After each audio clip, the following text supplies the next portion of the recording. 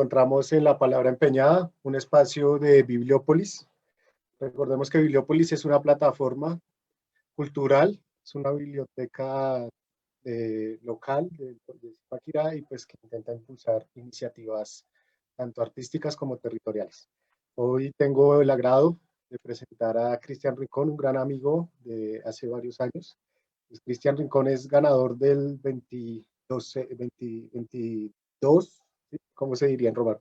Poemario de Poesía Internacional Aranda Arenásil en España con su poemario Cansate Cuerpo, finalista del concurso de novela La Equilibrista en Cataluña. Ha publicado El encantamiento del animal o la literatura como nueva ferocidad en la revista Trazos de Filosofía de la misma manera. Melancolía de género o tristeza que dura demasiado en el cuerpo en la revista Reflexiones Marginales. Es el autor de Dispositivo Estético de la Sexualidad en Colombia, publicado en la revista de la Facultad de Artes de la Universidad Distrital, y Corpografías y Desanudar un cuerpo en la revista Aristas de la Universidad Libre. Licenciado en Humanidades y Lengua Castellana, ha publicado poemas en las revistas Otro Páramo, La Raíz Invertida, Revista Tóxicas, entre otras. Buenas noches, Cristian. ¿Qué tal? ¿Cómo están? Muy bien, ¿cómo te encuentras en esta noche, Cristian? Bien, bien, emocionado y con ganas de hablar.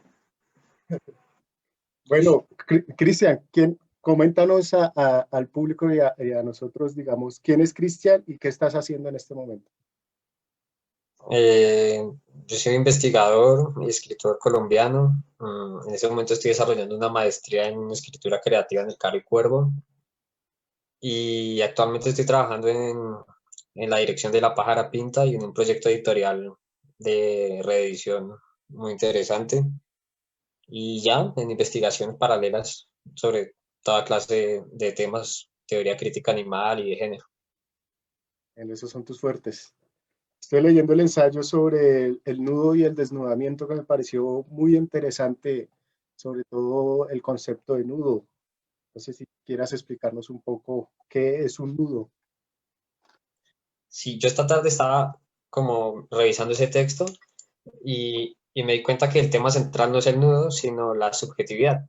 O sea, me preguntaba qué es la subjetividad o por qué somos sujetos y claro, descubrí que para uno ser sujeto o ser sujetado, eh, a ver, ¿cómo me explico mejor? La subjetividad es un conjunto de nudos y como tal, uno accede al reconocimiento social a partir de una sujeción muy concreta. Entonces, hay dos maneras de verlo. Una que es que yo estoy sujetado a la sociedad, a las leyes morales, sociales, jurídicas, etcétera, o que yo me puedo desatar de esos nudos a partir de prácticas políticas o poéticas muy concretas. Entonces, en este sentido me dio por pensar que hay dos vías más o menos de pensar esos nudos o esa subjetividad, y es a través de la conciencia desventurada de Hegel. Y es que el esclavo cree que se libera del amo, pero una vez liberado descubre que el amo sigue presente, pero en su conciencia. O sea, él piensa o desea, sigue pensando y deseando como el amo. Y ahí se vuelve muy curioso porque el género es precisamente ese nudo en particular, seguir deseando el deseo del amo. Y entonces es súper curioso porque nuestra demanda ética debería ser desanudar o desnudar al otro, liberar de ese nudo. Pero eso tiene un peligro, ¿no? Y es que uno no puede estar totalmente desatado en la norma social porque perdería reconocimiento. Entonces, ¿qué quiere decir esto? Que si yo me reconozco como hombre heteronormado en una sociedad de clase media, me reconozco como tal no solo porque las instituciones así me lo demanden, sino porque eso me genera cierto reconocimiento o cierto acceso a encuentros con amigos, con instituciones.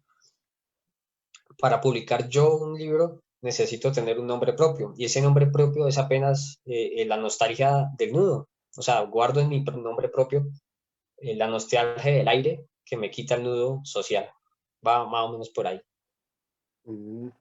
O sea, digamos que no tiene que ver como con una construcción, con una sujeción social o una construcción de identidad.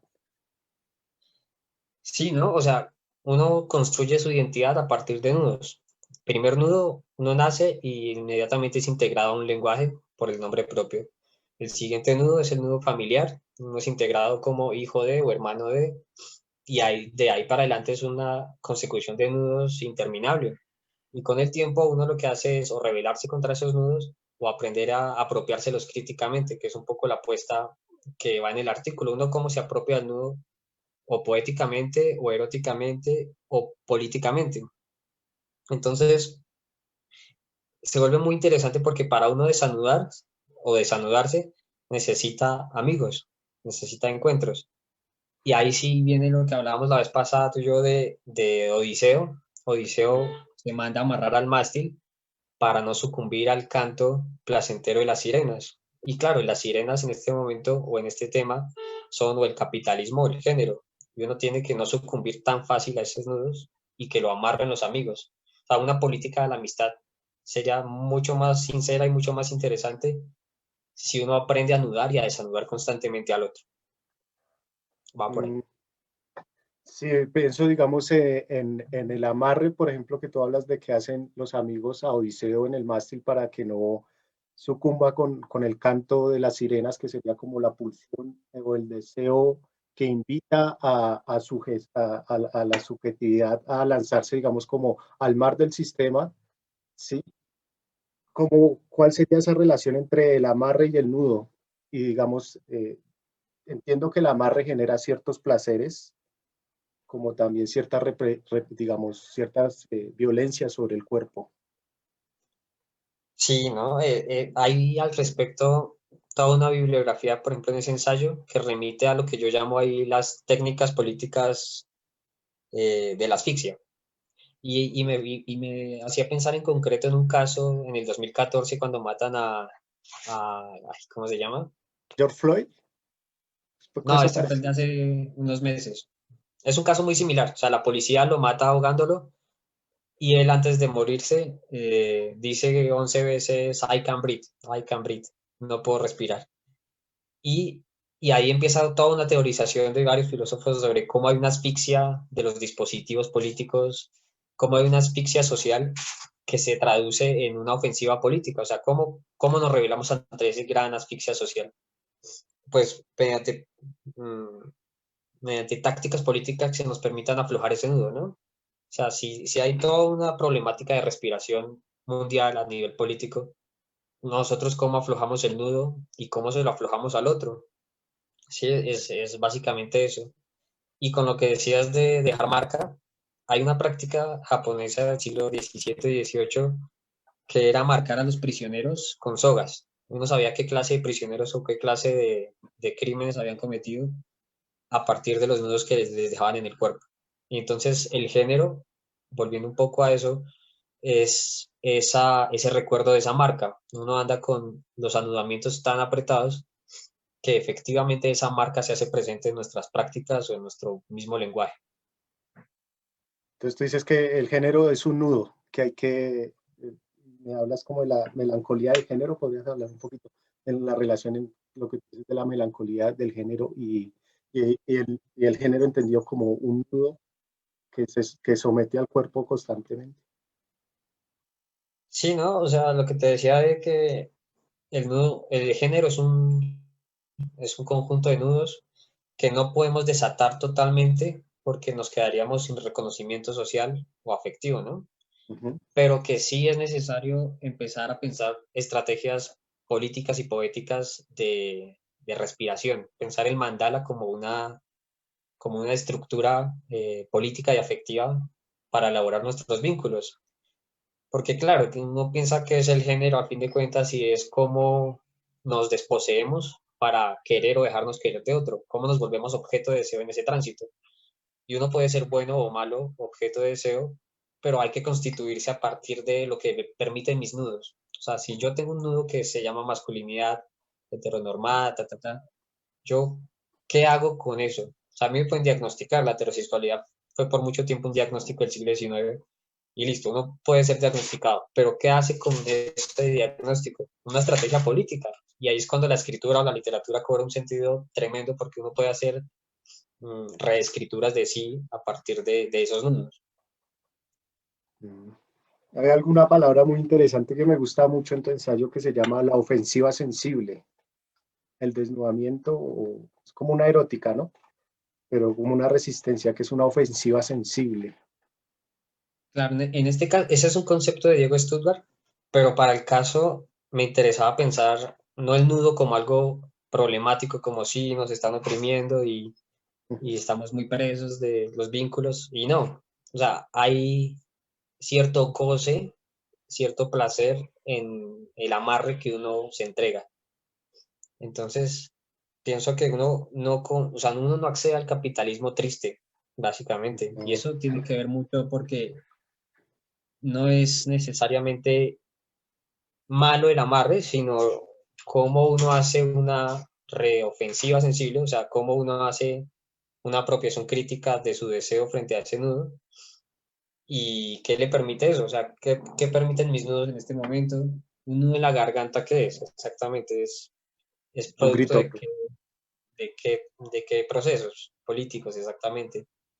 Sí, Entonces, es como claro, sí, performático y ritual, ¿no? Me haces pensar mucho en los rituales dionisíacos. En los rituales dionisíacos era un dios foráneo, no perteneciente a Grecia, Grecia era Apolo. Dionisio llega con los tambores a Grecia y solo se permiten entrar a las mujeres, o sea, los que participan de los rituales dionisíacos son los esclavos y las mujeres, o sea, los que no eran considerados ciudadanos propios de Grecia, pero ellos bebían el vino, un vino con propiedades alucinógenas, y en los rituales dionisíacos se invertía la relación amo-esclavo. Entonces, por ejemplo, en el ritual dionisíaco, el rey, en ese momento del ritual, el rey podía ser esclavo por una noche en su trance alucinógeno. El esclavo podía ser rey en ese momento, en ese goce del ritual dionisíaco. La mujer podría ser hombre, el hombre podía ser mujer. Digamos como que se invertían un poco los roles o funcionaba como algo así ese ritual dionisíaco, si no estoy mal, por medio del vino y de los tambores y la música dionisíaca, que es como estridente y que va dirigida al cuerpo. La música apolínea o del dios Apolo pues iría a la elevación intelectual, pero entonces Dionisio, el ritual dionisíaco estaría, digamos, como tratando de, pienso yo, como de dar un poco como ese respiro, entiendo, pasional, erótico y sensible a las personas de Grecia, ¿no? Entonces pienso mucho como y, en la y se borrachera común. parece también, no sé si estás de acuerdo conmigo, a esta parte en donde Tiresias, este personaje griego, ve tirando a dos serpientes y en ese enrollamiento, por verlas enrolladas, anudadas, lo condenan a ver, creo que era así, lo condenan a, cambia de sexo pues, y a los 7 años vuelve a ver las serpientes enrolladas, anudadas, y vuelve y cambia de sexo. Es un personaje que transita en el género a partir de ver el nudo de otro, y es súper interesante porque, claro, dialoga con ese tránsito de las jerarquías que se dan en los nudos. O sea, uno puede tener un nudo jerárquico con alguien, como es familiar, o puede tener un nudo que salve. O sea, hay nudos que salvan y somos casi todos prueba de ello. Como los nudos de las escaladas, ¿no?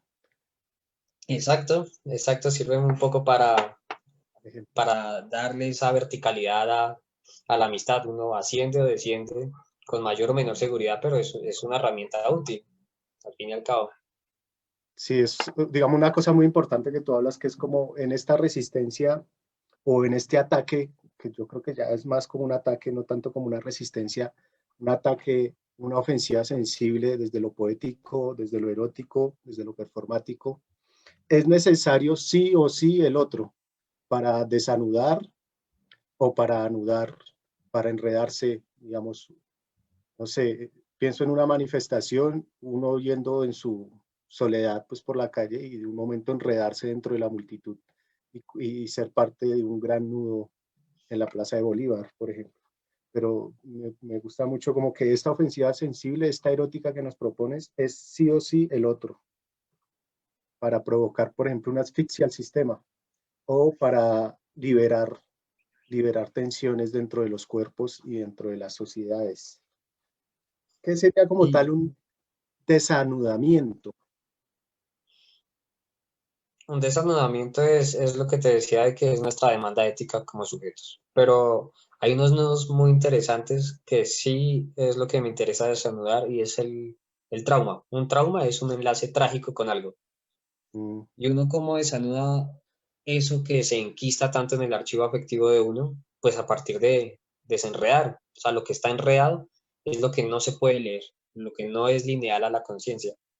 Y entonces, claro, uno tiene un poco de enredos o de traumas y uno no los puede desanudar por sí mismo. Y eso da cuenta de que el otro está en uno. O sea, esa frase de Lacan de que en ti más que tú es muy cierta, claro, porque no hay manera de desanudarse uno solo. Piénsense, no sé, en estas escenas de dibujos animados en las que ponen a la chica o al chico amarrados en la vía del tren, ¿cómo o quién lo salva? ¿Ven? El nudo siempre necesita un compromiso con el otro. ujú. Él no necesita un compromiso con el otro. Y lo del deseo, el deseo tampoco sale espontáneamente de uno como yo quiero esto, yo quiero lo otro, sino tú decís, ¿no? Como tiene una historia, el deseo es el deseo del otro Sí, en sí, Lacan. no, es súper importante eso porque además Giordano Bruno tiene una frase que es que uno debe estar en la posición correcta para hacer factible un vínculo. Y entonces uno se pregunta, ¿yo en qué posición estoy en este momento de mi vida para ejercer un vínculo, para empezarlos o para romperlos? O sea, estoy en la posición correcta, estoy en la posición que más aprieta. ¿Cómo se pone uno con relación a eso? De ese punto, esa palabra me parece bien chévere, y más si traes a Giordano Bruno a colación, la palabra de vínculo. Un vínculo afectivo es lo que enreda y desenreda, entonces, según te entiendo. Sí. Y cómo entra ahí la magia, la magia del contacto. Sí, en esa vez que hablábamos de Giordano Bruno, decíamos que la única manera de rivalizar con el capitalismo es en el terreno de la magia. Y definíamos la magia ahí con Agamben diciendo que es ser feliz cuando uno no se lo merece. Y uno cómo ha hecho toda su vida para no merecerse esa magia. Y claro, entonces uno dice, bueno, yo qué he hecho bien o mal para ser menos o más mágico. Y ahí es cuando la literatura juega un papel importante porque a uno le llegan los libros cuando no se lo merece. Y por eso es que son tan importantes en la educación sentimental o crítica de uno. Porque uno va y compra un libro a la librería y sabe más o menos qué quiere, cuál es su Ujú. horizonte de expectativa. Pero cuando a uno le llega un libro de repente, una lectura sugerida, algo transversal a uno que uno no pidió, efectivamente eso se vuelve súper importante porque es constitutivo, o sea, es mágico. Y entonces, claro, uno como rivaliza en el terreno de la magia. Y entonces ahí yo te decía que el Comité Invisible tiene una propuesta súper interesante de hacer desaparecer y aparecer cosas, incluso dentro de uno. Y ahí empieza uno a hacer un trabajo del nudo otra vez y decir, bueno, yo qué quiero desaparecer en el nudo. Entonces es muy alusivo a esta figura de la boa que aprieta el ratoncito y el ratón quiere no merecerse ese destino, pero para no merecerlo solo puede esperar un acto mágico. Y es un poco la sociedad o el género es un ejercicio de constricción Ujú. y lo único Oye, que sí, podemos esperar es la magia de otro. Volvemos siempre al mismo punto del otro y del nudo, y es muy interesante en ese sentido. claro, pero me parece muy interesante la propuesta. La única forma de resistir al capitalismo o de enfrentar el capitalismo es de una manera mágica, es lo que nos Sí, no, dices. pero no sin la romantización de la magia clásica, sino No, de un reencantamiento del mundo, un reencantamiento de ciertas formas y a la vez un desencantamiento de otras. A mí me desencanta ciertos tipos de vínculos ahora y me encantan otros que siguen constituyéndose constantemente. Ahí se juega un poco la magia y la política. como la fuerza de lo sensible y lo afectivo, digamos, la fuerza, digamos, del desear, del sujeto deseante que pone en cuestión al sujeto sujetado. algo así como por el estilo, yo entiendo.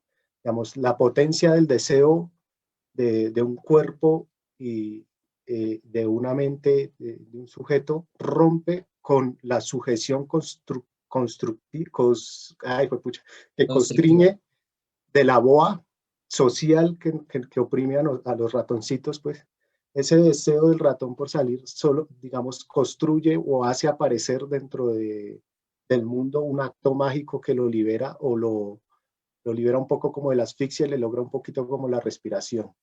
Vuelvo entonces a los rituales dionisíacos, la boa grande civilizatoria griega, otra vez, constriñendo, Constructiva.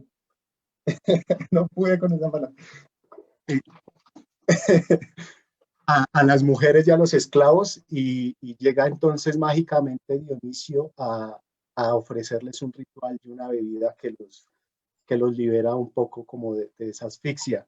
Socialmente entonces eh, sería como yo como sujeto político, eh, en base a mi deseo, tengo que esperar entonces un poco la espontaneidad del mismo mundo y del acontecer político-social para liberarme un poco como de esta asfixia tan grande, que más ahora con esta asfixia tan grande, digamos, que tenemos en la sociedad. ¿Cómo Pero no generamos una? necesariamente esperar. O sea, esperar es una posición bastante religiosa que no implica nunca una ofensiva realmente. Y yo parto aquí del presupuesto, claro, de que el nudo nunca está bien hecho. O sea, es lo primero que uno aprende cuando se le desamarran los zapatos a uno en la primaria y uno no sabe amarrarlos. El nudo nunca está bien hecho. Y como no está bien hecho, siempre hay oportunidad de zafarse de él por algún lado de la cuerda. Y eso lo hace profundamente interesante porque uno tiene que aprender a descubrir a la brava o no eh, por dónde deslizarse de ese nudo. El nudo, ni siquiera el nudo de la boa es lo suficientemente eficiente, ni el nudo del capitalismo es lo suficientemente eficiente como para retenernos a un nivel tan complejo como el que nosotros manejamos en nuestras relaciones, vínculos, lecturas, etcétera. Hay otro tipo de amarre que también me parece interesante y es el amarre de la brujería o el amarre chamánico, que digamos como que es otro tipo de magia como a la del capitalismo, ¿sí? Digamos que un capitalismo entonces amarra en base al deseo del consumo, ¿cierto? Y Sí. las sociedades, digamos, políticamente hablando, tienen unos dispositivos de amarre bastante fuertes que dejan huellas en el cuerpo, pero este es un amarre como indirecto, como controlan la voluntad del otro sin un dispositivo tan coercitivo como o una asfixia así como tan fuerte como la haría un capitalismo. Es un tipo de amarre extraño, no sé. Sí, no, yo pensaba, no, pues no es mi fuerte, claro, pero, pero que es un amarre o en la imagen o en la palabra. Sí, yo recuerdo esas escenas de libros que la hechicería se genera a partir de pedir un nombre o pedir un objeto para amarrar a la otra persona. Y uno se enlaza a veces, claro, con objetos o con imágenes de otro. O sea, hay enamoramientos o odios que se generan no a partir de persona a persona, sino de persona a un objeto determinado de cierta persona. Sí me hago explicar, más o menos? Como un símbolo, una estatua, un Sí, claro, color. los vínculos es un poco más, no tan antropocéntrico, sino que uno genera incluso vínculos tóxicos con objetos o prácticas. Uno genera potencias a partir de ciertos agenciamientos con cosas inesperadas, con animales o representaciones de ellos. Mm. Sí, y más que todo como en la Edad Media estaba esa cosa tan fuerte, ¿no? Un búho entonces era una cosa mala, el bosque significaba la herejía, había un montón de zoología como de la maldad en la que se asociaban muchos animales a las cuestiones como oscuras o prácticas. ¿Cuántos gatos negros no habrá matado la Edad Media así porque sí, pobres gaticos? ¿no? Incluso los mismos humanos, los judíos, entonces eran la culpa de la peste negra y se generaba como ese vínculo negativo tóxico. Sí, sí, hay como una coreografía o un guión sociosexual de nuestros vínculos o de nuestras representaciones incluso. Sí. Bueno, Cristian, pasemos a otro tema y es cómo es tu proceso escritural, cómo tú asumes tu escritura. Mm, con respecto a... A la creación.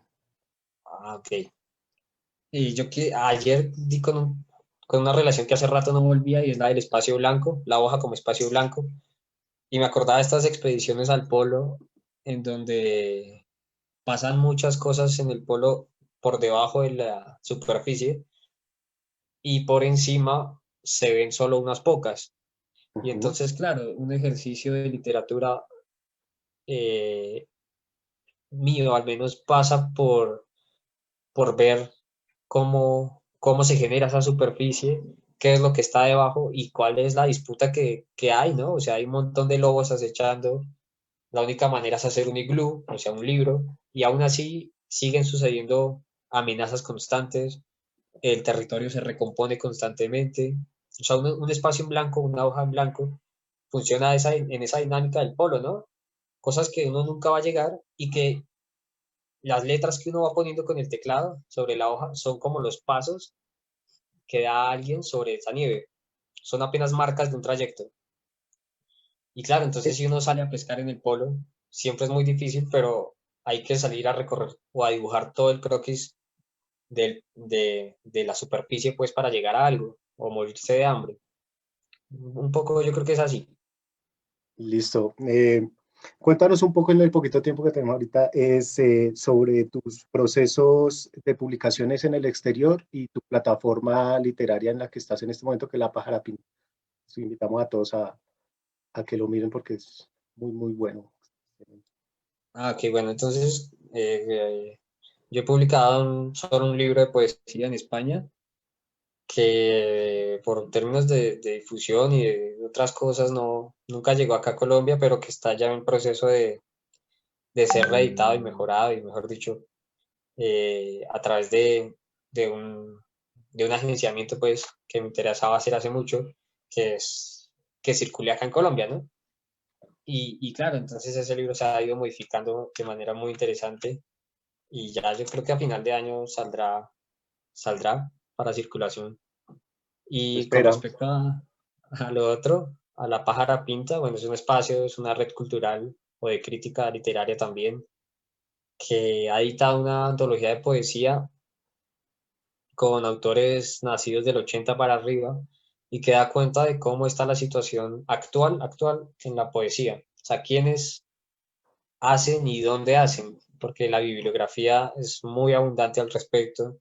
Hay autores que si bien no o sea, se quedan sugeridos. Es un ejercicio muy interesante porque hay 62 poetas y los que se quedaron por fuera también fueron muchos y muy buenos, pero eso al menos nos permitió generar como una silueta pues de lo que está pasando. Y ya ahí estamos trabajando ahora en un proyecto sobre la corrección política con ensayistas de España, Argentina, México, ilustradores también de otros países. Y bueno, yo creo que va a salir en octubre, supongo yo. Sí, excelente proceso. Yo espero el libro, Cristian, que me lo autobiogra. Una reseñita Sí, ahí, no, y va a quedar bien, bien, bien, va a quedar bien concreto ese libro. me imagino. Y pues invitadísimos todos a que vean la plataforma de La Pájara Pinta. La verdad que es un proceso muy, muy bueno y excelente. Entonces, Cristian, pues vamos a hacer un pequeño corte. Cuando vamos del corte, leemos algunas preguntas del público. Entonces, pues invitados ahí a que en la página de Facebook hagan qué le quieren preguntar a Cristian y hacemos un pequeño ejercicio didáctico. ¿Listo? Sí. Entonces, volvemos en unos momentos, volvemos con Listo. Cristian Rincón.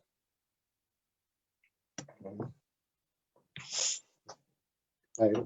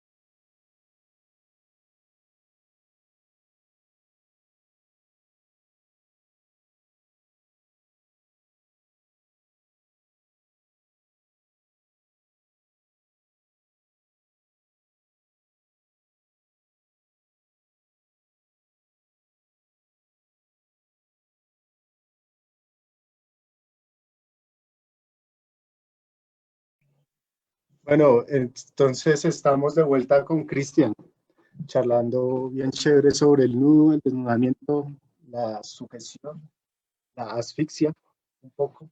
Eh, Estamos hablando también, digamos, de sus procesos de escritura creativos y de su plataforma cultural y literaria, La Pájara Pinta.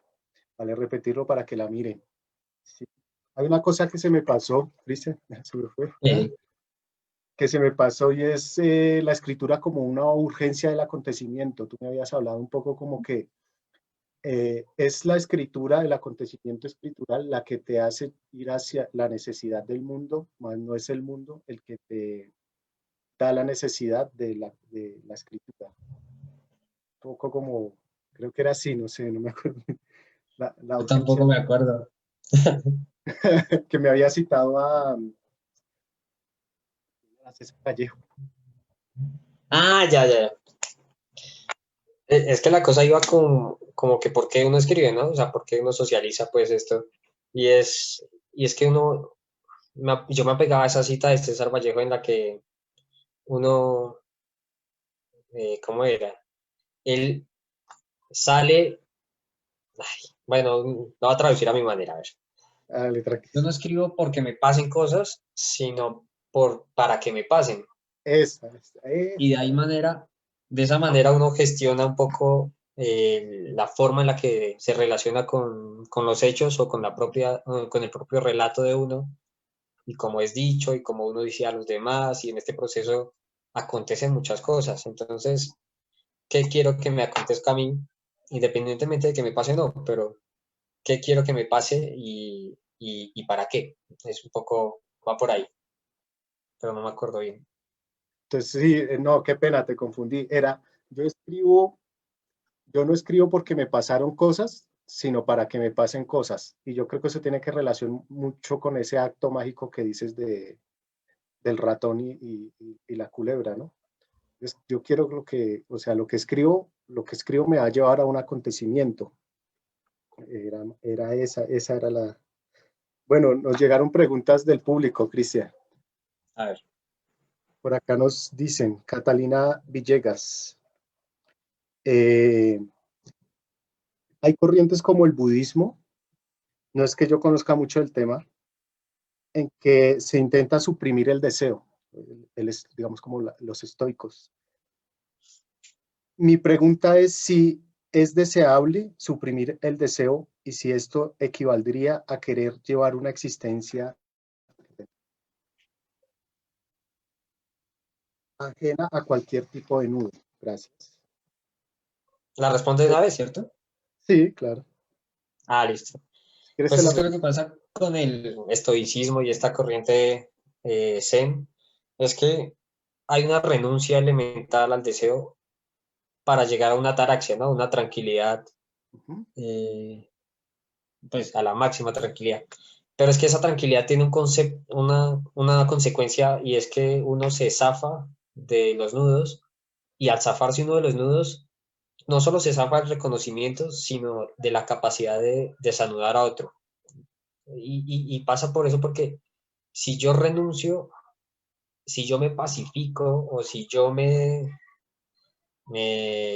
como todo lo que deseo, que es imposible, porque desear no desear ya implica una porida, de hecho, pues lo que pasa es que yo me quito mi nudo político y al quitármelo es muy difícil que yo vaya a cambiar algo por más que me pase a un vegetarianismo crítico, por más que Buda vaya a traer tranquilidad a todos. O sea, hay una despolitización del cuerpo y del deseo tan grande que no permite un agenciamiento crítico con las cosas, que no permite una renovación constante del deseo, porque claro, en el budismo hay un deseo lineal, complejo, claro, pero lineal en el sentido en que es unidireccional, y si yo renuncio a eso, o sea, renuncio pues a mi deseo, ¿a qué estoy renunciando exactamente? O sea, a las implicancias que tiene desear algo, ¿no?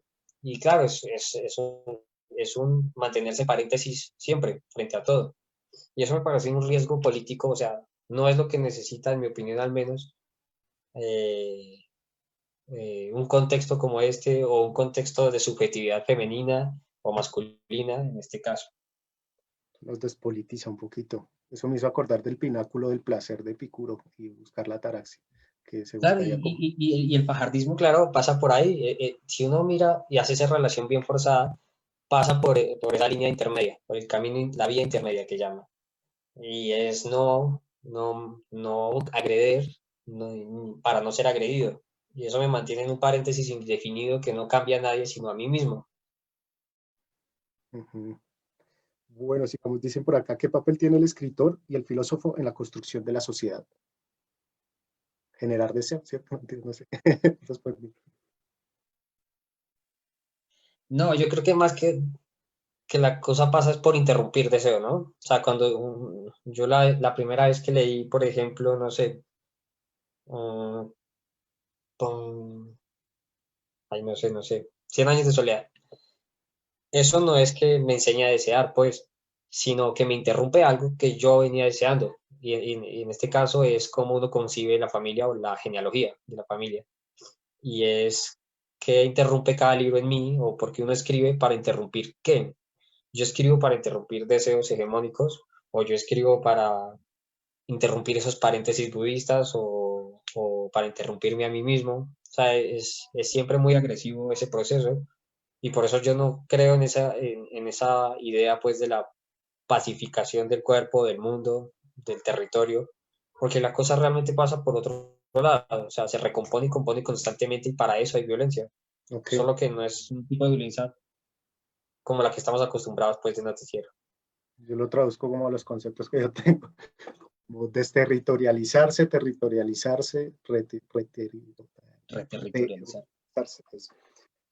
A ver, dentro de la construcción literaria, a partir de la hoja en blanco, ¿cómo se propondría, qué pena que se me va la luz del... Otra vez, dentro de la construcción literaria y a partir de la hoja en blanco, ¿cómo se propondría la elaboración más concreta para aquellos que quieran arriesgarse a escribir como un ejercicio cotidiano? Te la repito. Sí. Entonces, dentro de la construcción literaria, pongámosle creación, a partir de la hoja en blanco, o sea, digamos el enfrentamiento con el vacío de esta hoja en blanco, ¿cómo se propondría la elaboración más concreta para aquellos que quieran arriesgarse a escribir como un ejercicio cotidiano? Ah, ok. Claro, ¿no? O sea, es un poco lo que venía diciendo. O sea, uno reconoce sus propios nudos, la mayoría al menos, y uno empieza a volcar y a enredarlos y a desenredarlos sobre esa hoja en blanco, sobre ese espacio polar que es la hoja de un Word o de un libro. Y uno que quiere, eh, cómo hace su iglú, cómo hace uno una casa en la que uno pueda habitar, una educación sentimental en la que uno sea capaz de no jerarquizar. Ay, o sea, uno lo que hacen al disputarse escribiendo es uno mismo, o sea, uno se reescribe en uno y uno traduce cosas pues que le están pasando de esas tensiones o de esas marcas que le quedan a uno de esos nudos. Ok, muy bien. Gracias, Cristian. Aquí otra, no sé si las preguntas están como, uy, están tirando durísimo. Al desatar los nudos de la influencia externa, dice, al desatar los nudos de la influencia externa, ¿cómo desarrollar un análisis introspectivo que también vaya de la mano en las propuestas literarias y construirlo a partir de los postulados ya mencionados? Repito, al desatar los nudos de la influencia externa, supongo que serán los sociales, ¿cómo desarrollar un análisis introspectivo que vaya de la mano en las propuestas literarias y construirlo a partir de los postulados ya mencionados? Ah, ok. Pues es que primero es que uno no puede desanudarse totalmente, salvo que ni siquiera incluso porque uno se empelote y vaya al fondo de la selva, ocurre un desanudamiento. Sí, además que, claro, y para responder un poco ya la pregunta, uno siempre piensa o escribe contra alguien o con alguien.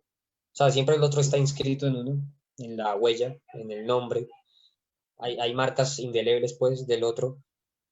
Y lo que hace uno para pensar críticamente ese que habita en mí, o el enemigo que yo llevo a todo lado en mí, es pensar qué quiero escribir y por qué eso. Es decir, Yo cómo sigo construyendo y destruyendo constantemente, críticamente, pues, mi posición en el mundo, mi posición en los discursos, mi posición, no sé, en lo que sea que uno se posicione, hay que posicionarse sabiendo que uno está anudado, o sea, uno está inscrito en una red de cosas, de significantes, que no, la idea no es desanudarse y desatarse, pues, sino saber pensar con otros y con respecto a otros.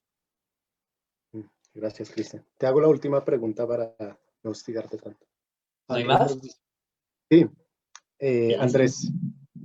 Andrés dice, en mi experiencia en los estudios de género, desde el punto de vista de la sociología, es bastante curioso que muchas veces las diferentes culturas discriminan la orientación sexual de otros.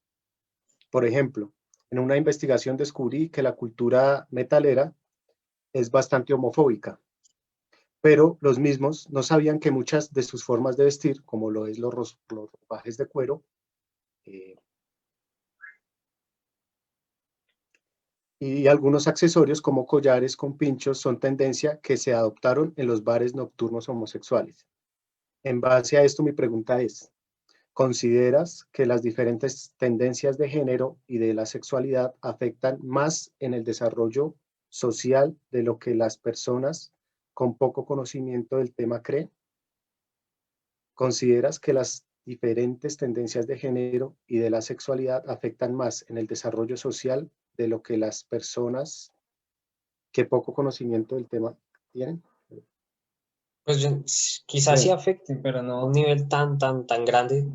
Y, pero eso sí deja en evidencia algo muy curioso y es que la heterosexualidad o la homosexualidad son, en tanto género, cosas tan precarias que tienen que ensayarse a diario, la performatividad del género. Entonces uno, claro, uno reconoce pues la herencia, en ese caso pues del metalero, ¿no? Pelo largo, no sé, maquillaje, accesorios, pero ¿cómo lo reterritorializa pues a la masculinidad?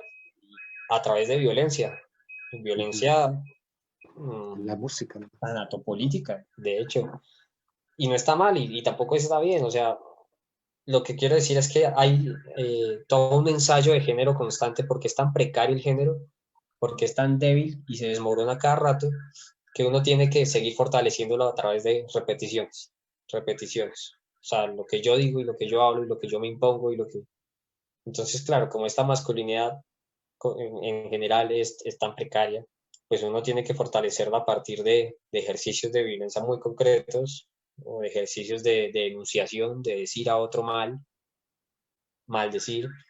Ujú, Y yo creo que pasa por ahí, o sea, tenemos que aceptar un poco la precariedad de dónde nos posicionamos, ¿sí? Un poco por ahí. ujú. Sí, no, me hace acordar del ejemplo que dábamos sobre el fútbol, ¿no?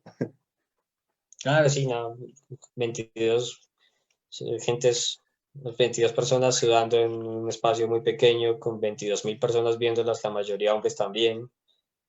eh, y es una repetición supuestamente masculina, mm, pero ahí uno se juega un poco también el deseo. Sí, en la celebración sobre todo, en el goce del Claro, gol. en la fiesta se diluye mucho el género, claro, es innegable. Ajá, ujú. Como los rituales dionisíacos. Eh, entonces, bueno, Cristian, muchas gracias por tus palabras. Vamos a pasar entonces a un ejercicio didáctico. Digamos, este ejercicio está enfocado a que interactuemos un poco con el público y que el público también se atreva a escribir, ¿cierto? Entonces, yo te voy a proponer un ejercicio muy simple y después tú me propones un ejercicio también que implique un poco la creación espontánea literaria. La gracia es que los que nos están viendo pues también lo intenten, ¿sí? El ejercicio que yo proponga y el ejercicio que proponga Cristian, pues lo intenten hacer y pues lo publiquen ahí en el Facebook para leerlo, pues para que me ayuden ahí. Listo. Entonces, pues yo te voy a proponer un ejercicio muy simple.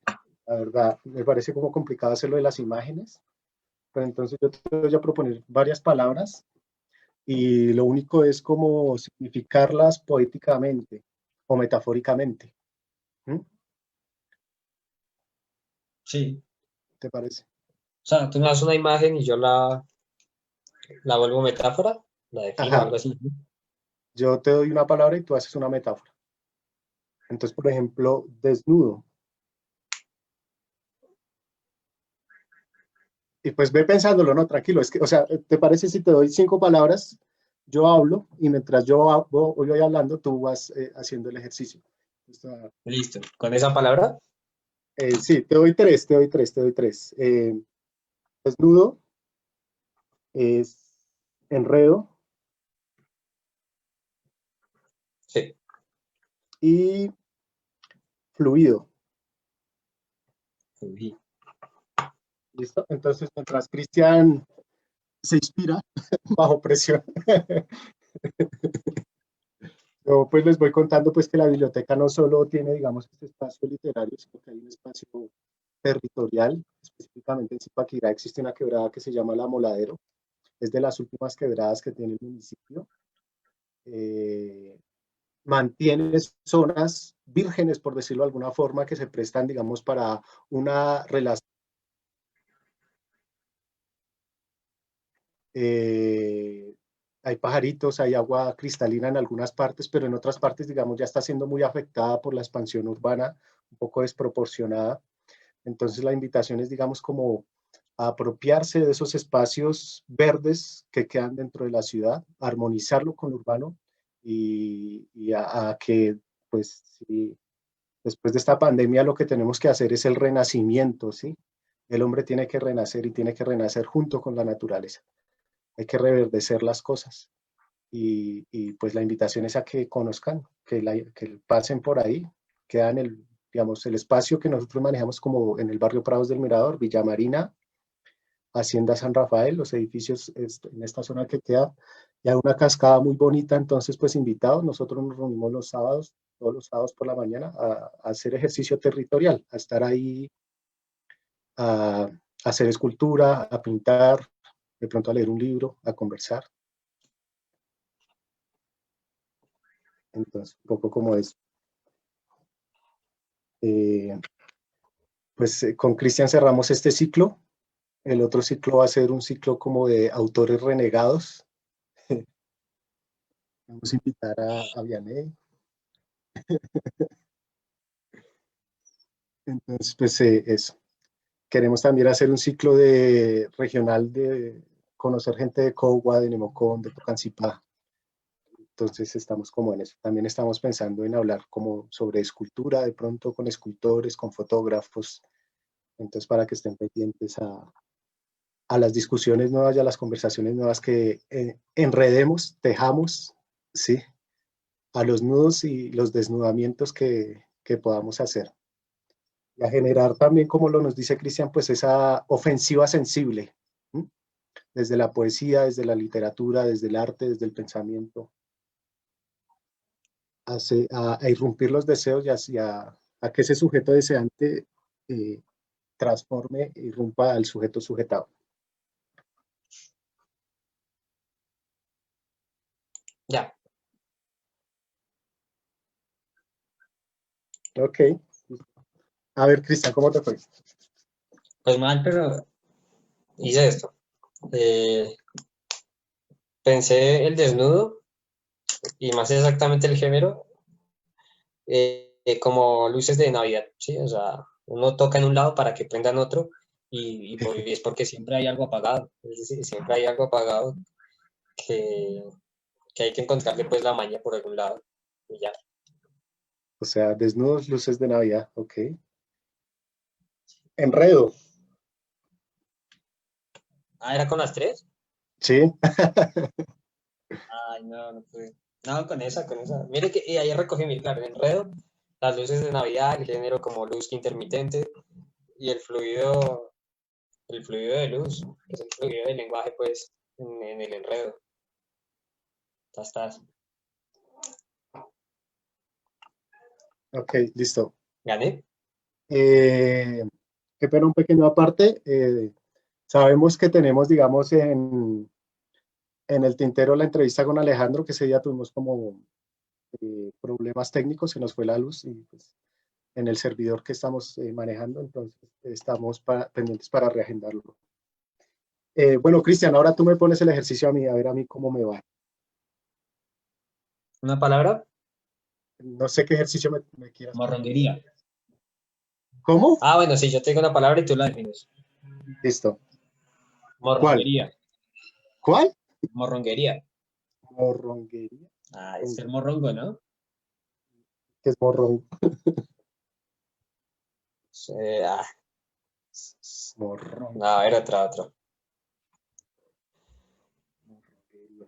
Listo. Mm, ¿Sí? y el público también, ¿cierto? Sí, claro. Ok.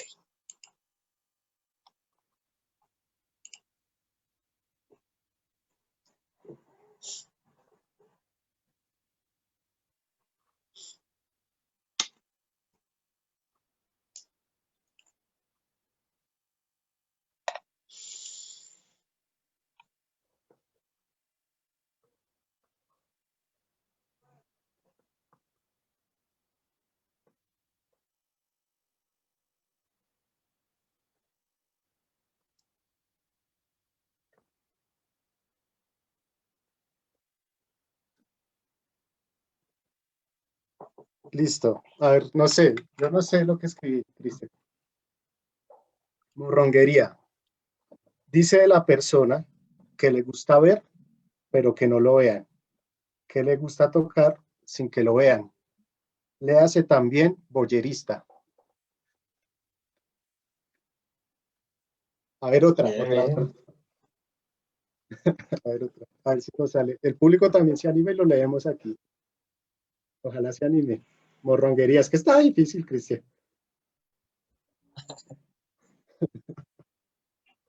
Una más fácil. No, Ay, ya que. usted que escribe morronguería. ¿Sí lo hizo? No, pero. La otra hagámoslo No, los mentira, no, no dos. lo voy a hacer. Hagámosla los dos. Ahí está, hagamos. Listo. Usted propone una, yo propongo una y así, tira y tira. Pero leamos las del público. Yo creo que, a ver si escribe. Listo.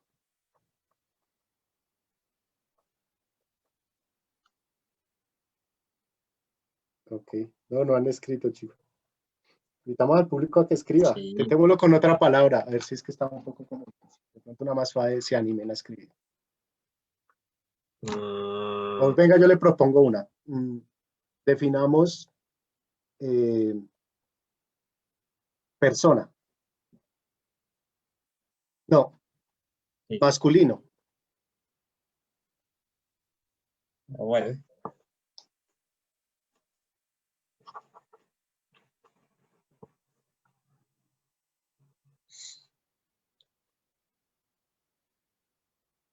No, ok.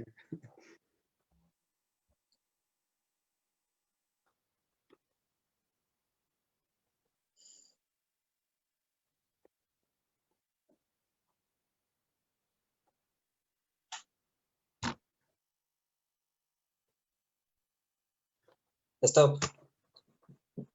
¿Stop? Ya, ya, ya. No, Listo, ya. A ver, su merced que terminó primero. maulladora. ¿Qué tiene? ¿Qué tiene, Mao? Ya dije stop. Ah, listo, yo tengo. Niño interno que se niega y se cree grande. Niño interno que se niega y se cree grande. Aquel que cree en ídolos. Masculino. Listo. Yo tengo solo una que es herida de luz. Herida de luz. Ok.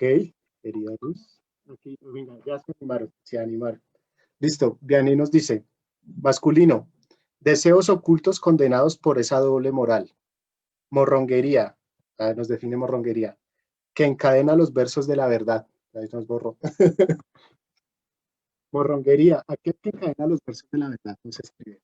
Y masculino. Deseos ocultos condenados por esa doble moral. No, si está bien, Vianney. Así era. Definir cosas. Te toca a ti una palabra, Cristian. Pero en el público ya hay respuestas. Sí, es que yo aquí no los puedo ver, entonces me tienen que mandar por el WhatsApp.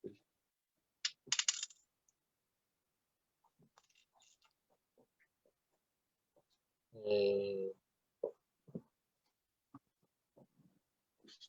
Vamos unas dos más.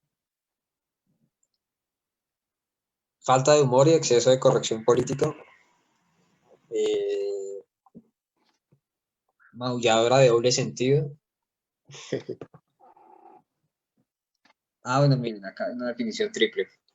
De desnudo, de revelación de lo que es libre de ataduras, enredo, Eso está el chévere. nudo en el nudo, y fluido, materia que se desborda buscando ocupar completamente un espacio, un espacio, un espacio.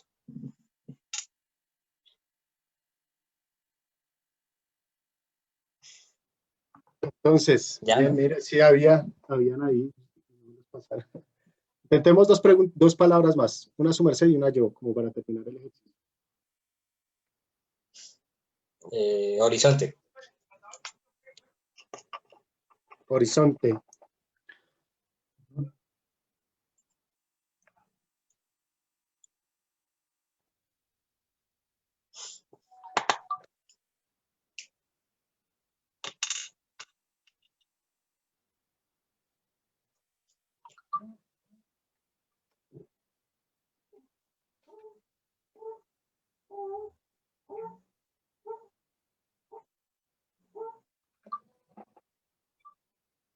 Listo, ya terminé. A ver. Horizonte. Horizonte. Camino del ser, proyección del espíritu, sendero de la vida. Horizonte. Ush, tan enigmático, vamos. Es que me acordó de los caminos del bosque de Heidegger. Yo solo tengo nostalgia de la verticalidad. Lo pensó geométricamente. A ver, yo. Vida.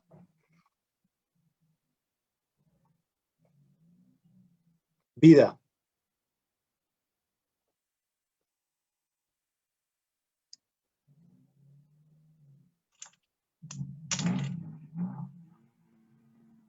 Vida. Vida, vida, vida.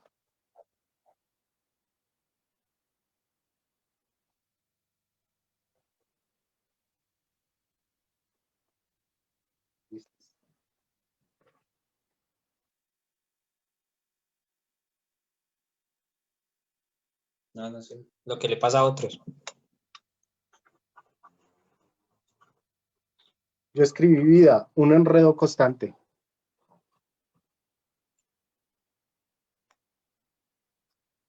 Bueno, no Listo.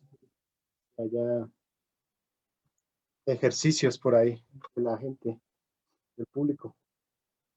Aquí yo no los puedo ver. Entonces, Cristian, como para terminar, Sí. eh, nos, ¿nos recomiendas un libro? Eh,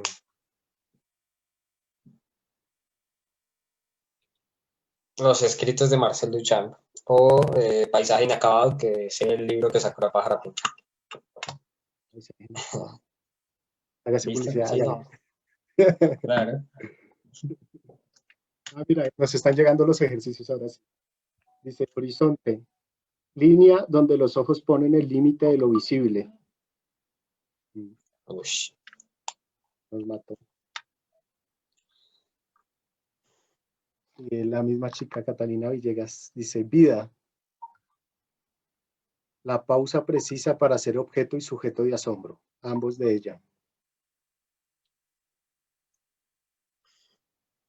Perdió, perdió. ¿Qué dice? ¿Listo? Entonces, gracias, Sí, Mao. hágale, Ya Cristian. acabamos. Sí, pues sí. Muchas gracias, Vale. Cristian, por estar aquí en este espacio. Y pues No, no, esperamos que ustedes, nos a volvamos a ustedes. ver. La conversación está chévere. Entonces, Sí, no, pues, gracias a todos y a todos los que se quedaron a ver. listo. Vale. Pues muchas gracias a los que nos vieron. y estuvieron ahí, participaron de la conversación. Esperamos, digamos, volver a encontrarnos. Acuérdense, digamos, de buscarnos en las redes, Bibliópolis, @Bibliópolis IPA en Facebook, en Instagram y en YouTube, ¿sí? Entonces, pues buena noche, que estén muy bien y enrédense y desenrédense. Hasta luego. Chao.